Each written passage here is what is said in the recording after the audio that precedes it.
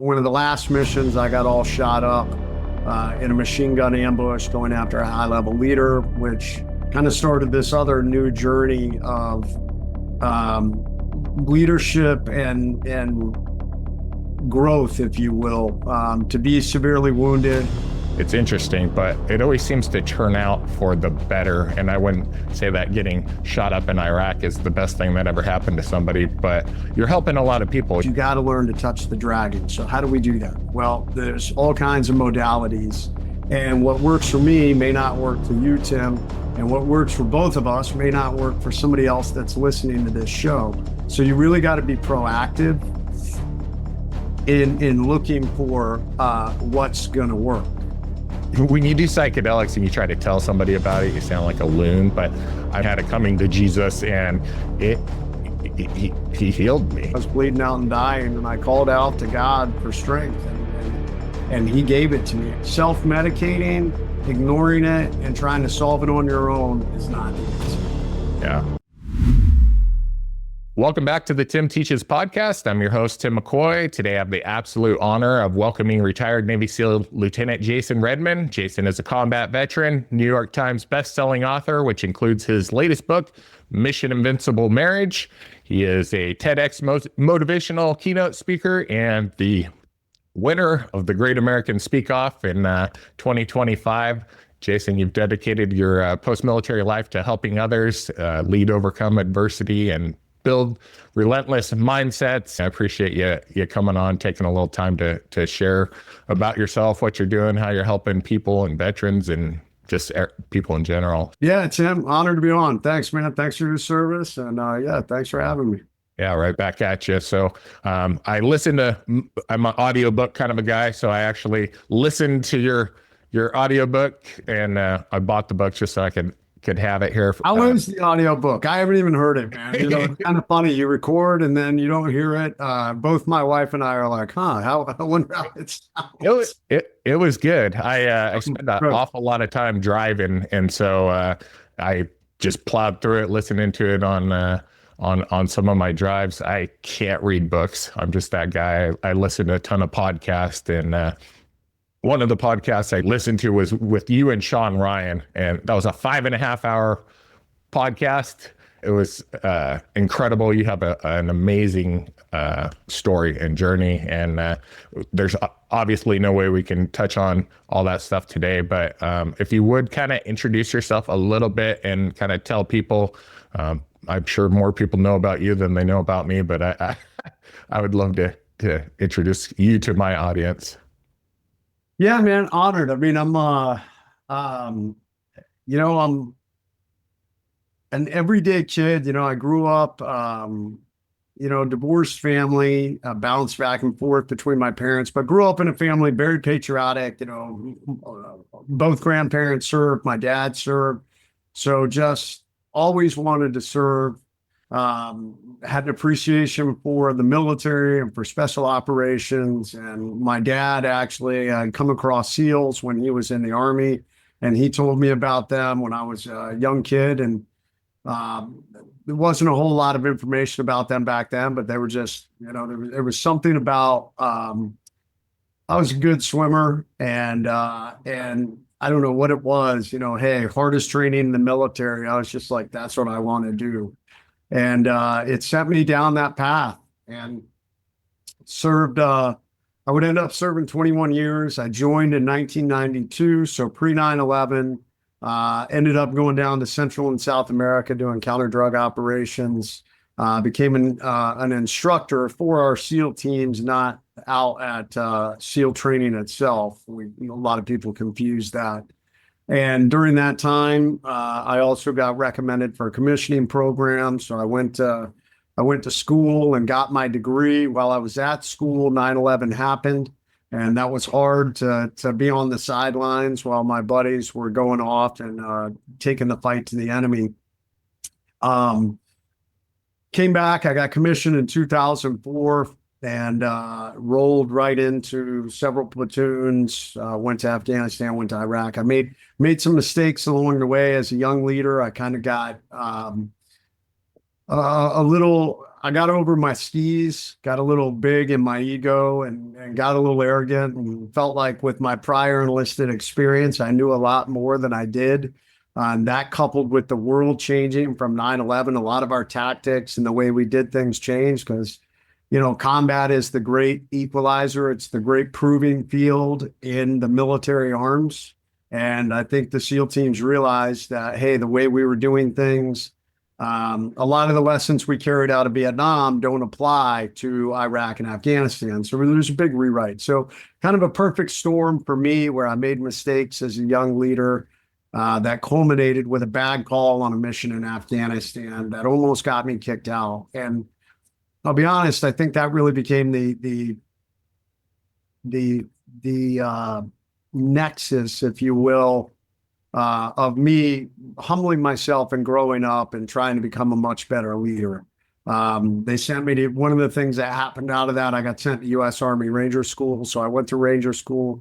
And it was at Ranger School that I really started to study a lot more about leadership and tactics and what it is to be a small unit leader and to understand leadership as a whole. Completed Ranger School, came back, jumped into another platoon and a troop and deployed to Fallujah, Iraq. After that, operating in the Western province, Al Anbar province of Iraq. A great deployment, everything you would ever dream of as a special operations commando. We did over 80 direct action, missions. And on one of the last missions, I got all shot up in a machine gun ambush going after a high-level leader, which kind of started this other new journey of leadership and growth, if you will, to be severely wounded. I think for many of us as military veterans, you confront the fact that you can die. And I don't know, I had never, ever thought about being severely injured. I always thought I'd either be killed or something would happen and it wouldn't be that big a deal and I'd rehab or recover and, never look back. So to be severely injured is a hard path. My hat's off to anyone out there who's ever been severely injured, where we're talking dozens of surgeries and years of recovery. And for me, it took 4 years and 40 surgeries to put me back together. And that brings with it its own set of challenges. But the lessons that I had learned as a young leader carried me through and really, in my opinion, set me up for success for those battlefield injuries. And, from there, that just, carried forward. So that's a nutshell. I mean, I can definitely, we can talk about life after the military and books and everything else, but that's a high level summary of my military career. Yeah, that's a very high level summary because you talked for a very long time. I'm kind of curious, before you got injured, obviously you weren't going to stay in the military forever. What was kind of your plan for when you got out of the military? What path were you planning on taking versus what you actually took?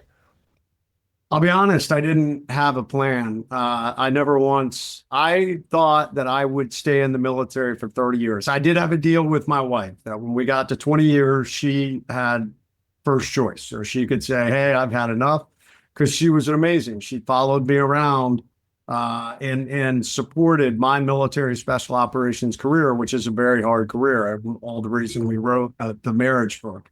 But I honestly thought that I would keep going once, I thought that she would support me and I would do 30 years at least. I was hoping to be a commanding officer. I even entertained the crazy thoughts of, could I someday make an admiral? All those things. So when I went to college, I had to get a degree to become an officer. I got a business degree just because I thought, well, someday I'm going to have to leave the military. So business probably is a good thing, but I never really thought much about it. In school, I did do a business plan. I took an entrepreneurship class, and my wife was a scuba diver. We used to dive together, and we had this business plan for this kind of a boutique dive bed and breakfast. I only tell you that because the crash course of suddenly my career coming to an end and having to medically retire right around 20, ended up having 21 years when I left.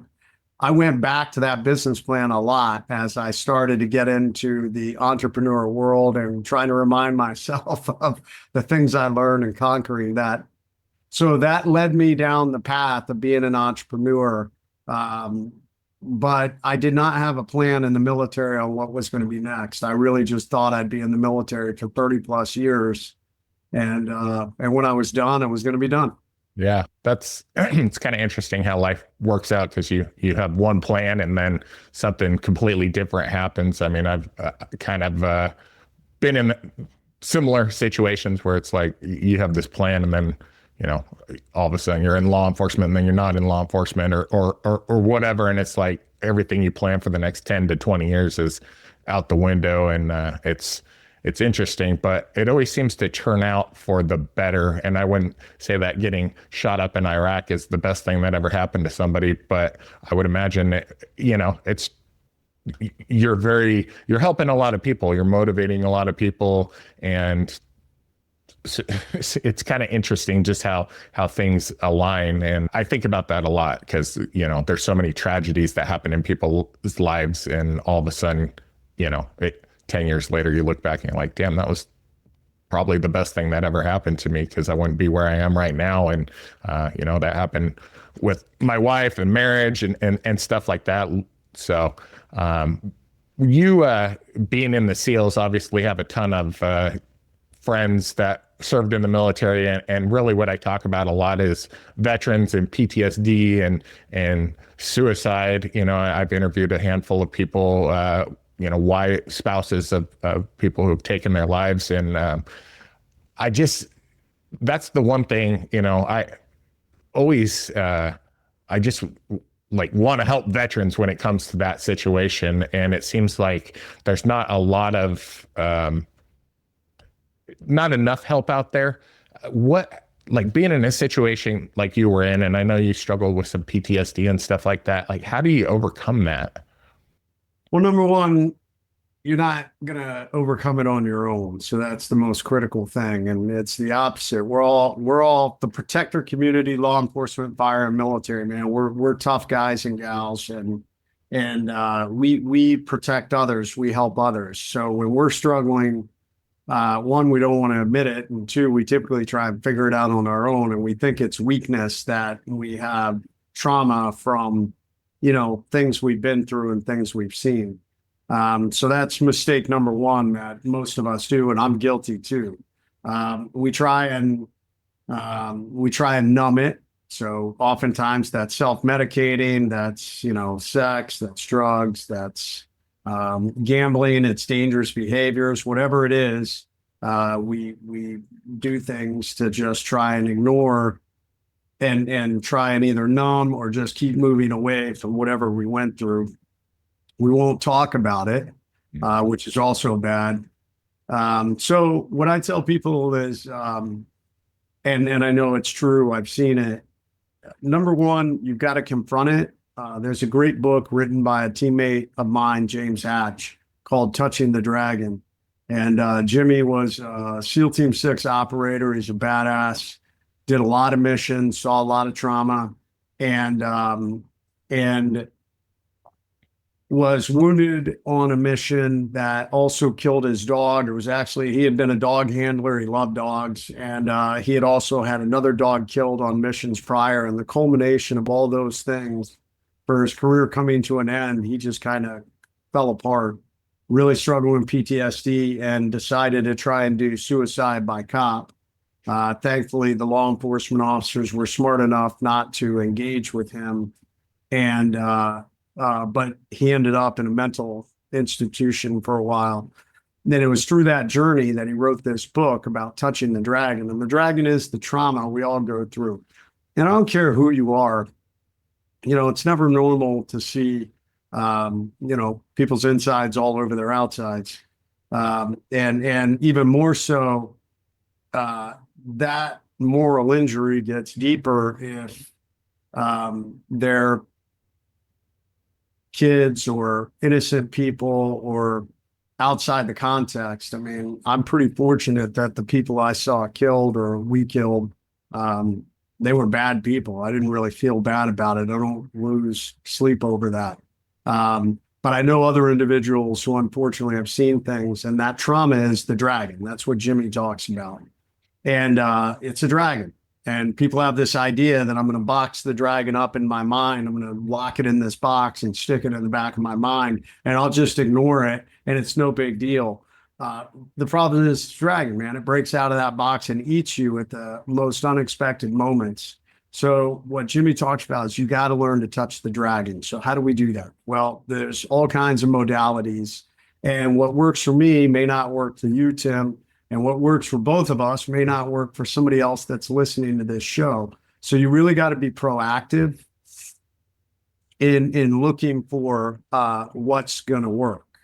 Whether that's counselors, or whether that's a priest or a therapist, or it's EMDR, or it's stellate ganglion block, or whether it's psychedelic therapy, you owe it to yourself to go.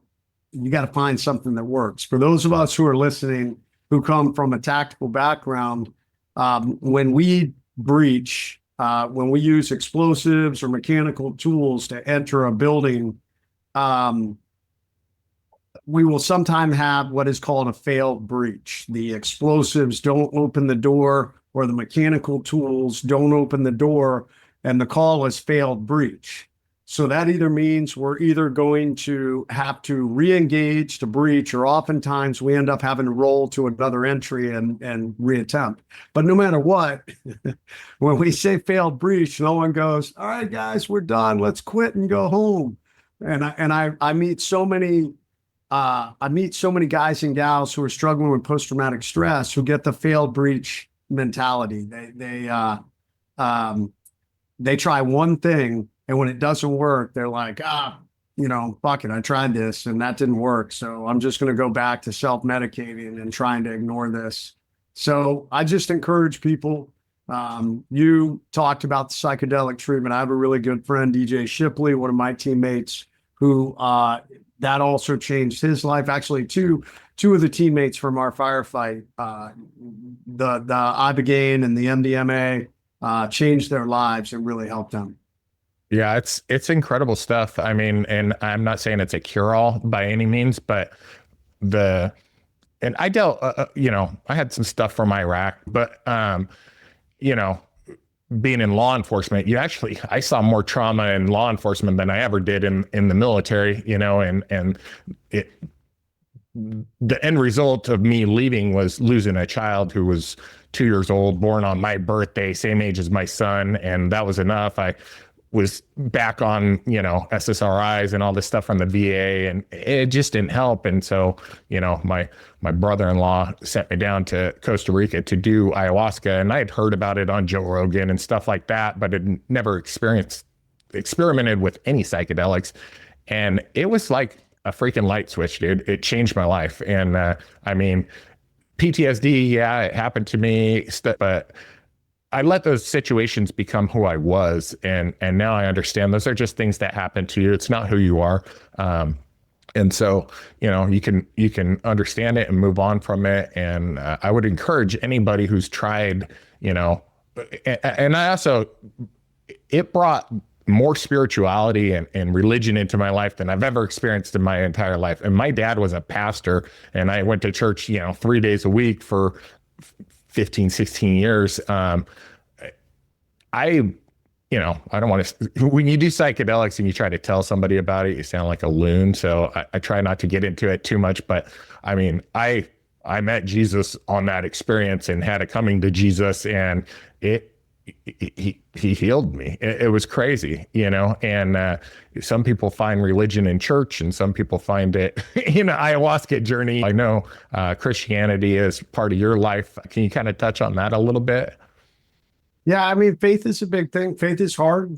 I think, it's, I, like you, grew up in the church, and growing up, I had blind faith. I just accepted because it was part of my life and part of growing up.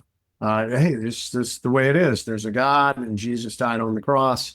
But as you get older, you get more analytical and start learning how to critical think.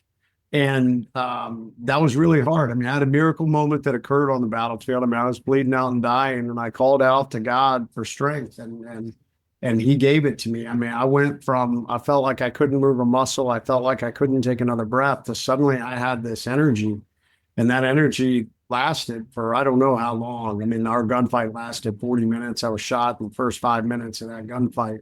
So, so much energy that when my team leader, when we finally won that gunfight after, my teammates, and then we called in the fire mission, I was able to get up. My team leader helped me to my feet, and I walked to the helicopter. So, miracle. And funny, most of my life, or at least a lot of my adult life, I had said, "Hey, God, if you can show me something, I'll believe." Be careful what you ask for. And so for me, a walking miracle, I should never doubt, in my opinion. But I do. I still struggle. So I'm really big into apologetics. I'm really big into, studying to try and understand. So there's one side where if you're a Christian, you read the Word of God, the Bible, and you understand the verses. But there's the other side in apologetics where we connect the history of the Bible to actual factual things outside, and the historical accuracy. And that's fascinating to me, which also gives me peace and strengthening my faith. I also am of the mindset, I think there are people who feel like God, they pray to God and God should answer every prayer. And I don't know if that's true. One, the way you want Him to answer prayers is not going to be the same oftentimes as how He feels it should happen. But not only that, I feel like God expects us to, He built strong, resilient people. And I think you're so much stronger than you understand and believe. And so often, I think God wants us to help ourselves. He wants you to be the best version of yourself. And sometimes that's picking yourself up and dragging yourself through the hardship to get to the other side. And the reality is He's with you along the way, but He's pushing you like a great coach because He knows you have the ability. Some people just don't believe it. So that's kind of my faith journey and my beliefs. Yeah, you kind of had a point there. And during my experience, I screamed out like in the middle of it, like, I need help. And I was screaming out to God, and I got the help. He showed up, and it was wild, and it was a very interesting experience, but Jesus was there, and I kept asking Him, what's the point of all this? What are we doing here? What's the point of all this? And I asked probably 3 times, and He was always around, and just kind of ignoring me. And finally He just looked over and said, it's the human experience. You're having the human experience. We're here, all these bad things that happen, like they're teaching you and leading you and guiding you into different areas that, I went through my entire life, and all these bad things led to these positive things. And, it's just, we're just ebbing and flowing. And, there is a plan for all of us, and some plans don't make sense to us, and some people die early and we don't know why, but they brought something into somebody's life and helped them. And so, it's wild. I have a strong belief in God, and I believe in Jesus. But I read a little bit of the Bible, not much, I should. I got a Bible. It sits right there and collects a lot of dust. But, I look at the stars and I pray to God every day, and but I think there's a lot more going on than we're kind of privy to. I do believe in Jesus, and I believe in God, and,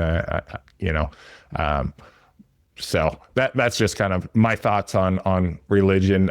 You do have a new platform you're launching called TurboVet. Can you kind of talk about that a little bit?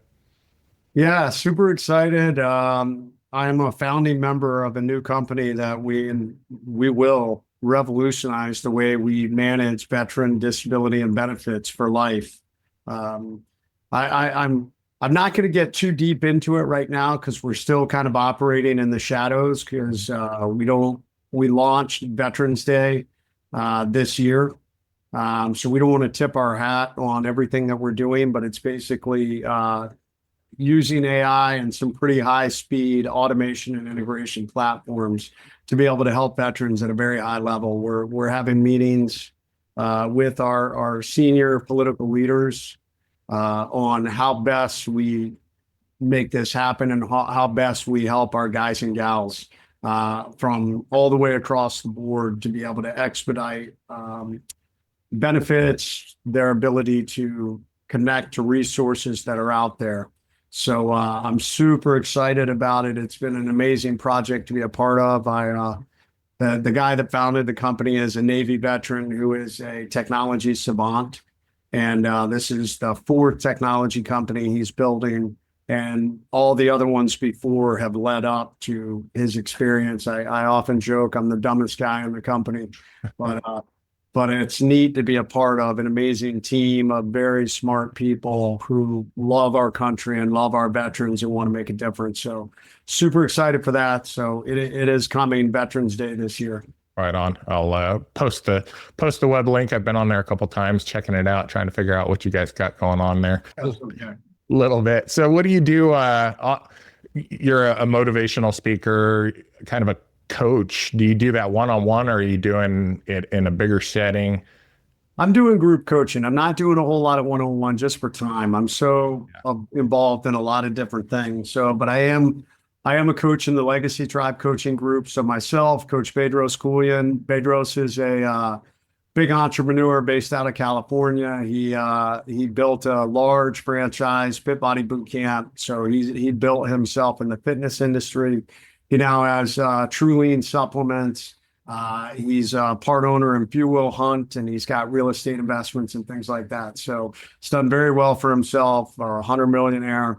And Bedros, one of the coaches, CEO of Fit Body Boot Camp, Bryce Henson is one of the coaches, and then myself. And it's a great group, and we're coaching entrepreneurs and individuals through how do we level up to be the best version of ourselves. So that's a lot of fun. Each one of us coach once a week, every month, and then we bring in guest coaches, and we have a couple of get-togethers every year where we all get together with people. So it's a lot of fun, and I enjoy it. And oftentimes I learn as much from the people in the group because they all have different businesses and their problems as they're navigating. And I get as much out of it as I try and put into it. Right on, man. If people want to get a hold of that group, is there a way? How do they sign up? Yeah, if you on my website there, if you want to go to jasonredman.com, there's a drop down and it'll say Legacy Tribe, and it'll take you to the Legacy Tribe. We only open it up once a quarter, so you got to be paying attention. And we open it for a week and then we close it so we can manage our memberships and make sure that we're keeping it fresh. Right on. And if kind of my last question for you, because I don't want to take up too much of your time today, but if people are, if there's veterans or just people out there struggling and looking for some advice, what you've been through the ringer, man. And so I'm sure you got the best advice, I would imagine. Yeah, once again, don't do it alone. Yeah. You know, when we're struggling, we have a tendency, myself included, you know, to push people away and try and figure out how to do it on our own. And that's, I mean, I have my saying, get off the X. When we're struggling, we're sitting on that X. And no different than in combat, when you're on the X, that's the point of attack. It's the point of the ambush. The more you sit there, the greater the likelihood that you're going to be overwhelmed and die there. And I'll be honest, guys, life is no different. And mental health and mental struggles are no different. The longer you sit there and feel sorry for yourself, it's like quicksand. The more it pulls you down and the harder it is to get up and drive forward. So I needed my teammates to get off the X in Iraq. You need people to help you get off the X. And I know it's really hard to say, hey, I can use some help. But man, our entire military career has taught us to do that. You never, you know, throughout my military career, when I went through SEAL training, I always had a swim buddy. We never, when I went through Ranger school, I had a Ranger buddy. We never did one-man room entries. There were always two-man room entries. You need to think about the same way. You know, you can reach out to a battle buddy and say, hey, I'm really struggling. Talking about it is powerful, But from there, you got to take action steps, whether that's a therapist, whether that's a priest, whether that's a counselor, psychologist. That's one road. There are a lot of different modalities that can help you. But at the end of the day, it is action and it is on you. You can't self-medicating, ignoring it, and trying to solve it on your own is not the answer. Yeah, no, I couldn't agree more, man. I appreciate it. Those of you listening, please buy Jason's books. You got a lot of them, and listen to the Sean Ryan podcast, because that dude goes into your whole life, and you have an incredible life, and you should be extremely proud of where you're at. You know, I'm thankful for the opportunity to chat with you, and you taking time out of your busy schedule. I know you're a busy man, and so jumping on with me means the world to me, and I really appreciate it. Yeah, it's in my honor. And I want to touch on Mission Invincible Marriage. Marriages are on the decline in America. We're at a 51% divorce rate. In the law enforcement, fire, and military community, we're even higher. We're on average a 60 to 70% rate. And the younger generation is growing up with this idea of, I don't want to be married. Man, God intended us to be married. God intended us to have a mate. And I'll tell you what, finding the right one is critical. And if you do, it makes your life so much better. It doesn't mean it's easy. You know, living with someone else, you know, there's friction, there are problems at times, you know, you have free will and you butt heads. But, you know, that book, we wrote it to share with everyone, hey, these are some common sense, easy things that you can do that can help you have that invincible marriage, because it shouldn't be that hard. Some of that starts on the front end and how we select, how we communicate, how we support each other's dreams. But it's never too late for anything in this life. I believe that, you know, you can fix things. You know, it would take some work. It takes you getting a little uncomfortable. It takes you having to get past the, you know, hey, it's easier not to deal with this than actually having to face problems and deal with it. So yeah, if any of you out there are thinking about getting married, you're married, and you're like, this is really hard, or maybe your marriage has fallen cold and you're like, I'm thinking about maybe ending this, grab that book first, because I guarantee it will help you. Both my wife and I wrote it, and so you get both our perspectives. Yeah, absolutely. It's excellent. And so, man, Jason, thank you so much for joining me. I really do appreciate it. And keep doing God's work, man. You're doing it. So, Tim, thanks, man. I appreciate it. Thank you. You too. Keep spreading the word. Will do. Thanks.